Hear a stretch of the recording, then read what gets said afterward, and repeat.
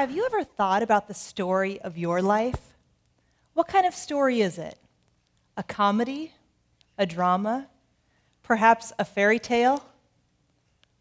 When I think back to the story of my life over the last decade or so, it includes being an academic who studies romantic relationships. I wanted to know what made people fall in love. And then it happened to me.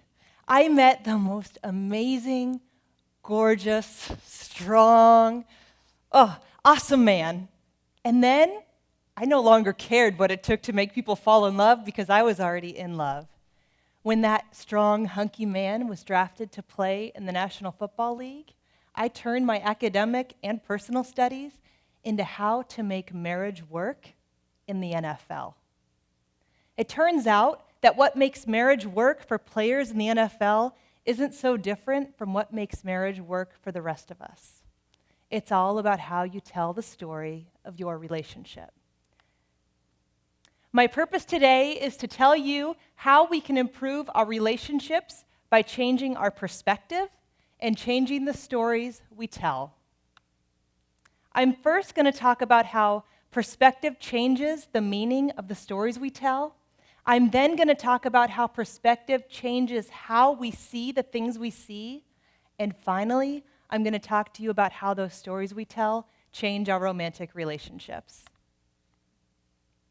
You might think of perspective as a frame. The way you frame a picture changes the way you see the picture. Likewise, the way you frame your story changes the way you hear and understand your story. So think about Goldilocks and the Three Bears. If you think about that story from the perspective of Goldilocks, she's lost, she's cold, all she wants is a warm meal and somewhere to lay her head. But if you think about that same story from the perspective of one of the Three Bears, they're out on a family walk and they come home to see their home completely ransacked and broken into.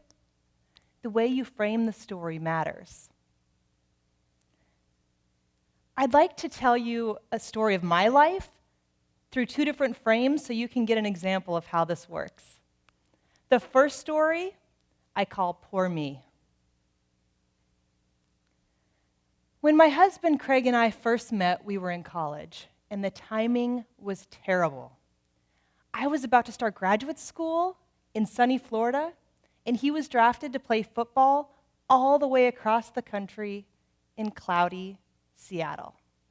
There wasn't an NFL team that was further away from where I was going to graduate school than Seattle. When I followed him to Seattle, he was gone all the time at practice, at games, in our only car. And so I spent my time alone in our dark apartment, sometimes not seeing the sun all day. He gave his life to the sport, and when the team told him he was too old to play anymore, he didn't have a job, and I'd given up all my time in traditional graduate school, so I wasn't as prepared for a demanding academic job as I could have been. I'd given my time to him and to our kids. Since football ended, he hasn't had a full-time job, and so I took a job working for a small university. On days off, sometimes I don't even get out of my pajamas. It's hard for me to imagine the future. John Gottman says, the way you tell the story is the number one predictor of your current level of happiness.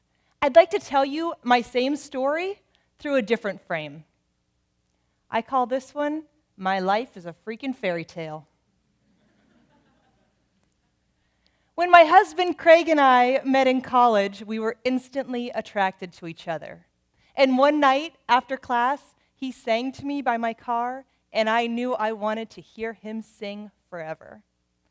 3 years later, and 4 states away, we had our first kiss. When he was drafted to play football in the National Football League, it set our lives on a path of fairy tale adventure. During his time in Seattle, he played the sport he loved while I cheered for him, along with millions of other fans around the world.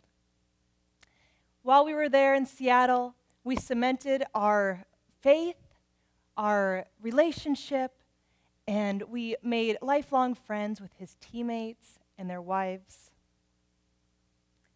When football ended, I finished my PhD and I landed my dream job.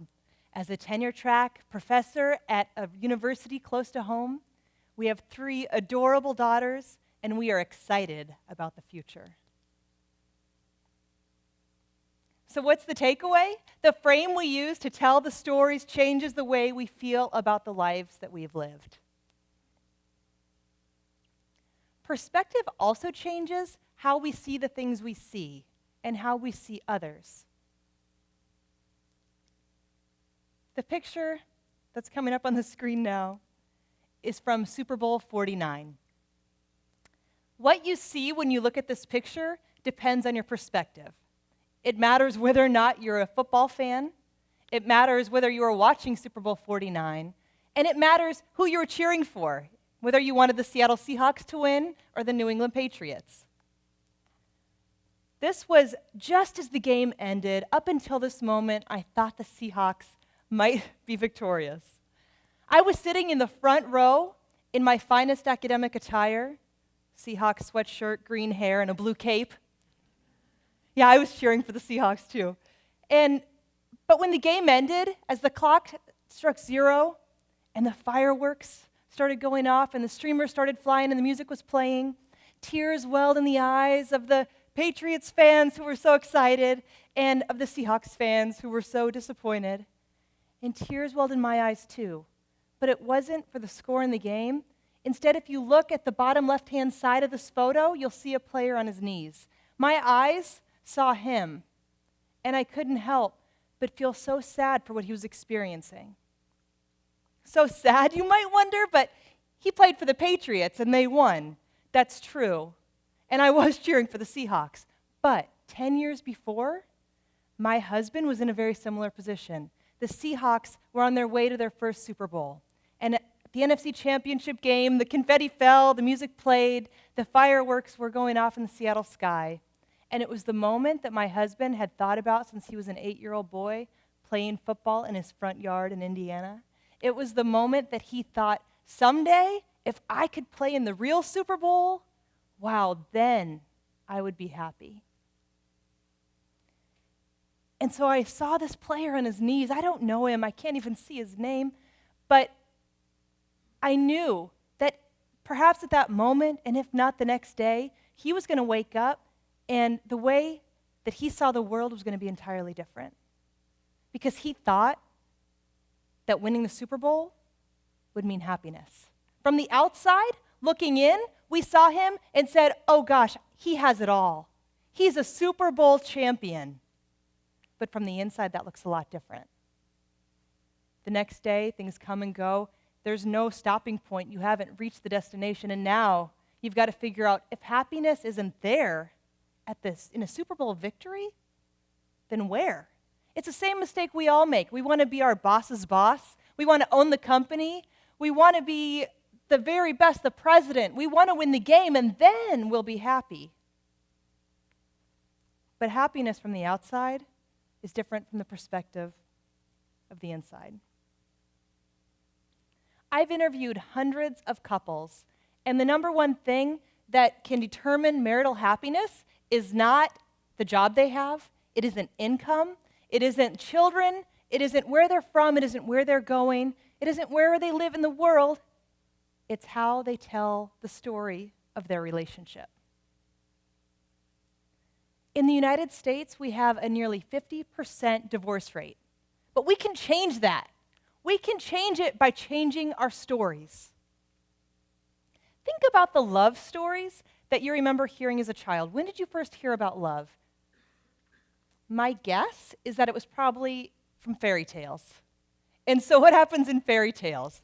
We have a princess that is magically awakened from a coma by a prince's first kiss, or we have a princess who kisses a frog or a beast who suddenly becomes the charming prince, and then they live happily ever after. That's right.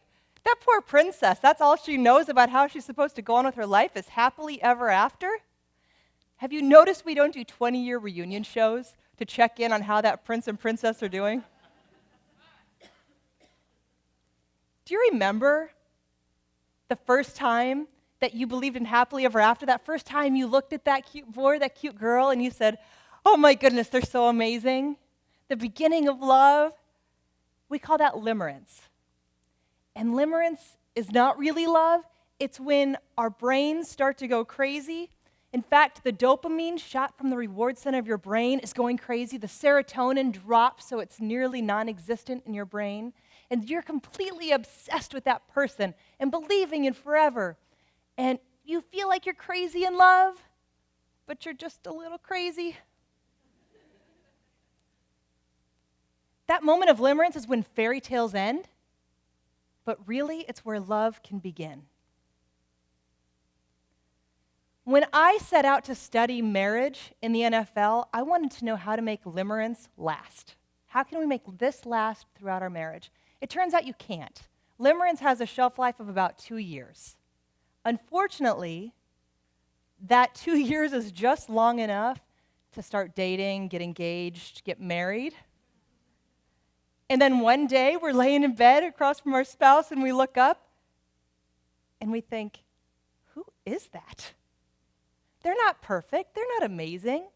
And so we start to tell ourselves lies like, he changed, or I changed, or we grew apart. The truth is you're just beginning to see them for the first time as they really are, through a clear brain that isn't as messed up anymore. We think when we're feeling that limerence that that's our benchmark for happiness. And it's no doubt, if you look at the trajectory of marriage over time in the United States, it starts out pretty high. When we're in limerence at the beginning of love, we think everything's awesome. And then we get married and we have that day of waking up and looking at them and wondering who they are. And happiness begins to fade lower and lower and lower for about 20 years until the kids are out of the house. But think, for 20 years, our happiness levels are getting lower. Why? Because the story we're telling about our relationships is that it was supposed to be like it was when we were in limerence, when our brains were all wacky. That has nothing to do with how our relationships are supposed to be. We can change that. We can change the trajectory of happiness in marriages by changing the story. We can change what marriage is supposed to be, and we can change the story we tell about the person we're looking at when we wake up in the morning. Do you know anyone who complains incessantly about their marriage or their spouse? I'm guessing from the trajectory of happiness levels that a lot of us know somebody like that. Tell them to stop. Really, the research shows that we believe what we hear. And so we tend to believe what we say, particularly what we say over and over again, more than we believe anything else. We begin to believe the stories we're telling about our relationship. On the flip side, do you know anybody who thinks their spouse is amazing? Really amazing? Maybe even more amazing than their spouse actually is? They get that way by using a frame of happiness. They tell their story in a positive way. They hear themselves tell that story enough that they begin to believe it. And that's a good thing. Believing that your spouse is awesome is great. John Gottman, relationship researcher, found that the couples who are happiest actually have a distorted sense of how great their partner is. So the takeaway is that we can change what we think about our spouses, we can change what we think about our marriages, and we can actually change the way that our brains work. There are 2 easy ways I have for you to do this. The first one is to write down 3 things a day that you love about your spouse.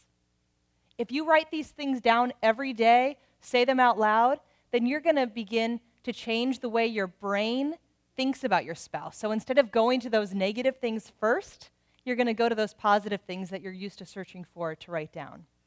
The second way is what John Gottman calls the 5-to-1 ratio. And this is the magic ratio for what makes couples happiest.